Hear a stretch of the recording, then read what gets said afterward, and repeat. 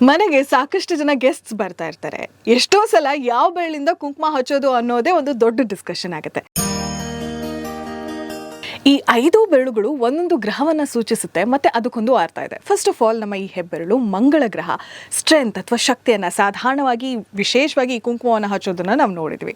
ಇದರ ಜೊತೆಯಲ್ಲಿ ಗುರುಗ್ರಹ ವಿಶೇಷವಾದಂತಹ ಜ್ಞಾನ ಮೋಕ್ಷವನ್ನು ನೀಡುವಂಥದ್ದು ಅಂತ ಹೇಳಿ ಅರ್ಥ ಆಗುತ್ತೆ. ಇನ್ನು ಈ ಮಧ್ಯದಲ್ಲಿರುವಂತಹ ಬೆರಳು ಸಾಧಾರಣವಾಗಿ ಶನಿಯನ್ನ ಸೂಚಿಸುತ್ತೆ, ಶನಿ ಗ್ರಹ, ಮತ್ತೆ ಇದು ದೀರ್ಘಾಯಸ್ಸಿಗೋಸ್ಕರ ಬಳಸುವಂತಹ ಒಂದು ಬೆರಳು ಅಂತ ಹೇಳ್ತಾರೆ. ಇದರ ಜೊತೆಯಲ್ಲಿ ಇನ್ನು ರಿಂಗ್ ಫಿಂಗರ್ ಅಥವಾ ಈ ಒಂದು ಬೆರಳು ಸೂರ್ಯ ಗ್ರಹ ಅಂತ ಹೇಳ್ತಾರೆ, ಶಾಂತಿಯನ್ನು ನೀಡುವಂಥದ್ದು.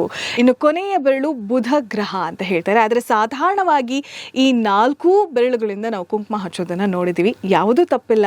ಶಾಂತಿ, ಸಮೃದ್ಧಿ, ಮೋಕ್ಷ ಮತ್ತು ಶಕ್ತಿಗೋಸ್ಕರ ಬಳಸುವಂತಹ ಈ ಬೆರಳುಗಳು. ಇದು ಭಕ್ತಿ ಸ್ಟುಡಿಯೋದ ವಿಶೇಷ. ನಾನು ಆರ್ಜೆ ನಿಖಿತಾ.